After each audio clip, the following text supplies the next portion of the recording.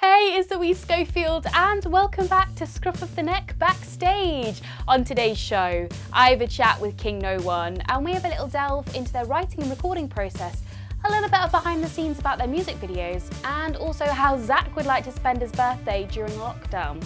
That's all to come after this.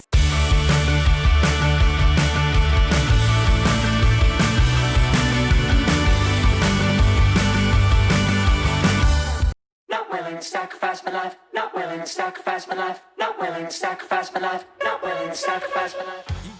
King No One have been going from strength to strength with their addictive alt-pop sound. Having built up a loyal fan base, selling out headline shows across the UK and playing some of the biggest music festivals, King No One are cementing themselves as an incredibly dynamic and exciting band on the rise, and a very bright future ahead. I know I get kind of funny. Easy money, easy money. Hey, it's Louise Schofield and I'm now joined with King No One. How are you? Hello, bloody fantastic, thank you very much. Good, good. You're looking good. You're feeling okay in lockdown. How's lockdown been treating you guys? Awful. Also saw on social media you were swinging around a big branch as well. Exactly, and I've been getting back together. I mean, I nearly hit my head with a branch, so I could Yeah, it's all right. It's all part of lockdown and it spices up the one walk a day, doesn't it? It's nice. It does, it really does. But Millennium, you've brought that back onto Spotify, which is good because it seems like your fans were like really looking forward to that, and it seems like they're quite happy that it's come back. So was that like a decision just for lockdown and streaming and stuff, and just getting that back on board? Yeah, well, we just felt bad. Like, people have been asking us for years why we took it down, and we didn't dare answer them and say the real reason, which was just that the subscription, the yearly subscription to pay Spin Up or whatever, the distributor. Yeah. It ran out. It just ran out, so we just forgot to pay it. So and we're just completely stupid. And you'd think a band that are selling X amount of tickets and touring the country and in Europe would not do something like that. But management, it just slipped through the cracks, and it just happened. So we couldn't tell them. We thought lockdown, you know what? It was only £7 a year. So let's get it back. Bring it all back. Why not? You got to bring it all back for lockdown. Lockdown's important. But it's nice how you've grown your fans as well, because I noticed having a look at some of the comments on your videos, a lot of people were commenting saying, oh, I saw you busking in Leeds, or I saw you busking in Cardiff. And that's really nice how you've grown your fans. So I know you still busk a little bit as well. So has that kind of been a nice way to organically grow your fans alongside playing live sets? Yeah, I mean, it was, but we did it because we were not financially, how can you say this in a nice way? We were financially ungifted, and we didn't really have money to put into a band. So we kind of, we wanted to progress the band, but we needed to pay for stuff. We didn't have any money. I'd asked my dad for some money and ended up taking it from me instead. It was the same for Joe. So we kind of had to do it, and then we found a fan base growing. But our fan base really took off when we did our first tour, and kind of about 10 people turned up in every city. It cost a lot more money than it was good. But then we did a second tour, and it tripled. And then we started releasing songs like Alcatraz and particularly, more than anything, Antichrist, and the tour after Antichrist, the difference, I mean, we're talking like 100 times increase, it was unbelievable. And that's when it snowballed. But of course, the kind of people that comment, I don't know, there seems to be a lot of busking people, and then a lot of people who are like hardcore, sort of like, and I know what this band stands for and I love it kind of thing. And That's what you want though, and it's nice that it's grown that way. But it's nice that it's kind of gone that way for touring as well. It's good that it snowballed, but it snowballed into something even bigger, like quite quickly, which is exactly what you want. Of course, yeah, it's a good foundation. It was good. Yeah, because I think Alcatraz was the first track I came to you guys. It was Spotify that brought me to it last year, and I was like, this is sick. And then since then I've like looked at all your catalogue. So thank you, Spotify. Yeah, it's a The algorithms are on your side. It's good. Yeah. But Not Willing to Sacrifice My Life, that is such a tune as well. And I noticed you worked with Gethin Pearson on that one. How was it working with him? Because he's a brilliant producer. It was good, wasn't it? Yeah, bit of a nut job. But it kind of works for us. We're kind of on the oh my god, I can't believe I'm using nutty as an adjective for myself. And the rest of the band. Okay. It was good. We go back. We're getting that. Yeah.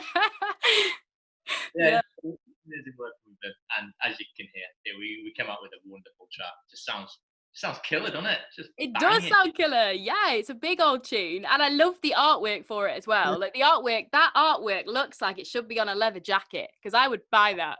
That looks sick. You are correct, aren't you? Who designed the artwork though? It's really cool. A guy in Germany called Rupert Gruber, Oh. and he's great.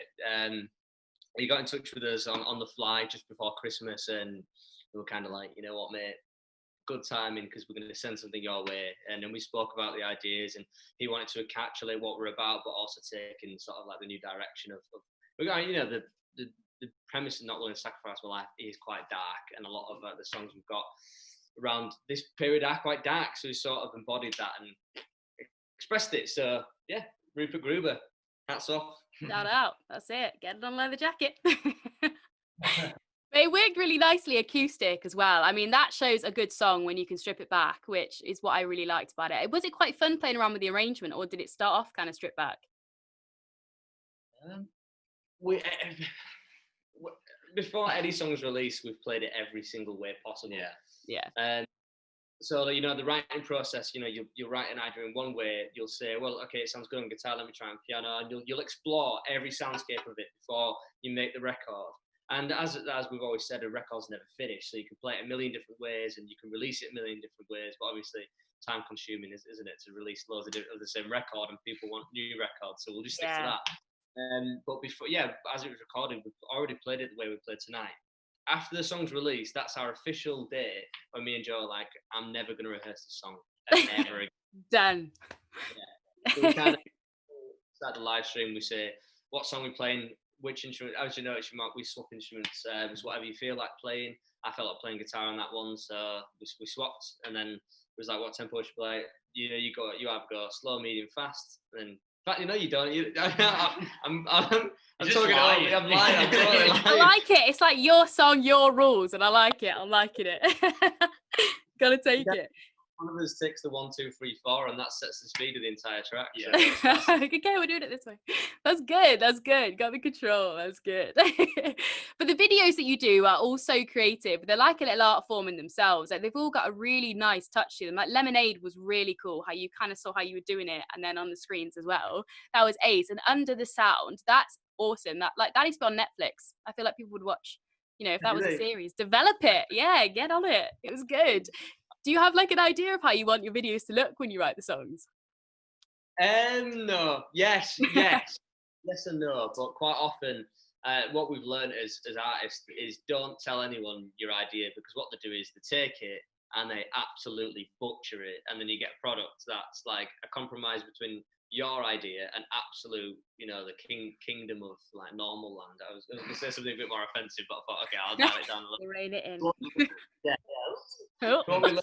Maybe we should just roll with what they say, and then we input on their idea, because they're clearly as an organisation, they've got something in their head, and we've got like little inspirational bits that we can pop on top. So that's what we found was working with that. So yeah, I mean, are they quite fun to shoot as well? Because they look quite fun to get involved with. And no,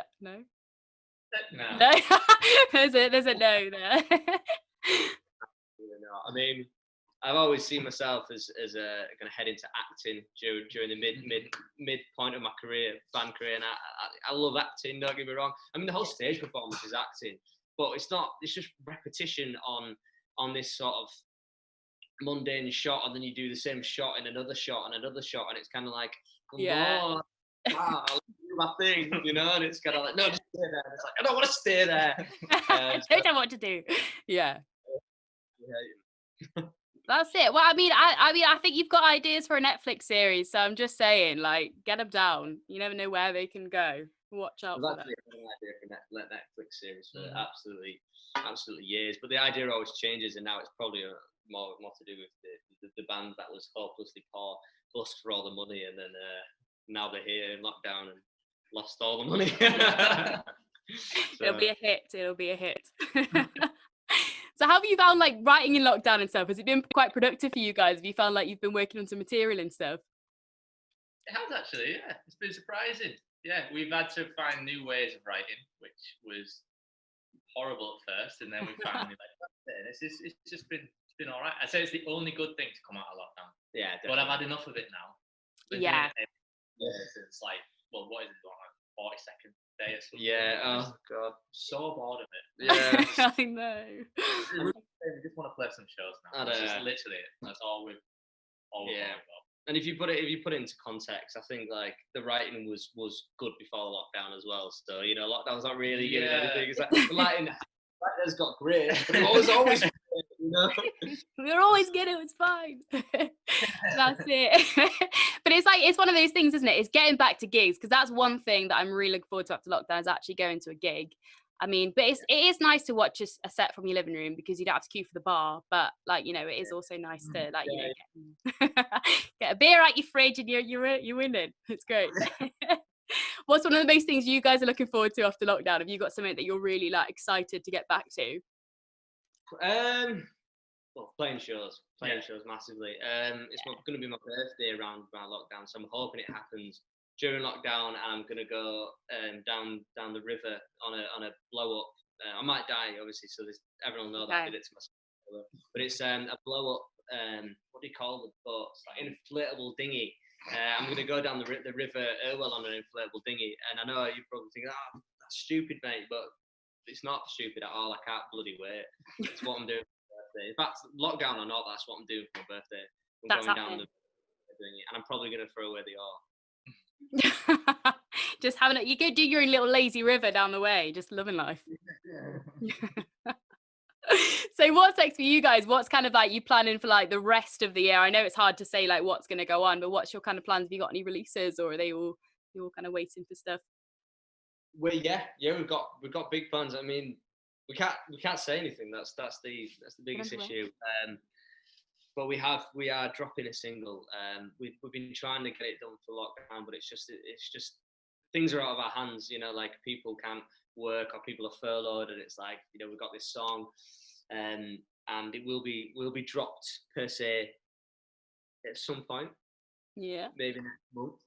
And then we've got some incredible plans for the end of the year, but the problem is we don't know if we could do them, because we don't know what the government are going to allow and what they aren't. Now I'm going to put it out there, it does involve shows, and probably don't know if we're going to be able to play these shows that are booked for us. So, but if we can, it'll be amazing, and it not only will be amazing for us and the fan base, but it'll also be amazing for those people in the fan base who feel like they haven't got a chance to see us a long time, because we only play Manchester, London, or Glasgow, and these main cities. Like we'll make sure that we pay everyone the visit they deserve. Oh, that's nice. That is nice. I think everyone's been on your merch, so I've noticed all your merch sold out pretty quickly. When you Yeah, we had to put more sizes up because we just completely didn't have enough. Yeah, we didn't have enough at all. You never know how it's going to go, do you? So that's mint. Yeah, no. Well, we thought we ain't got fans anymore. There's no. We lost them all. Oh, well, guys, thank you so much for chatting to me today. Yes, thank you very much, and thank you for the wonderful interview. It's been a LAUGH. Thank you so much, guys. Huge thanks to King No One for the really fun chat there, and make sure you have a little delve into more of King No One, because they've got a great catalogue of music online, and also some fan favourites back on Spotify as well, so that's well worth a check out. And don't forget to like and subscribe to this channel, because we've got loads more videos on the way, and we've had a blast making these backstage videos as well. So if you want to delve into more from the series, they're all online now, and subscribe because we've got loads more videos on the way too. Alright, catch you next time.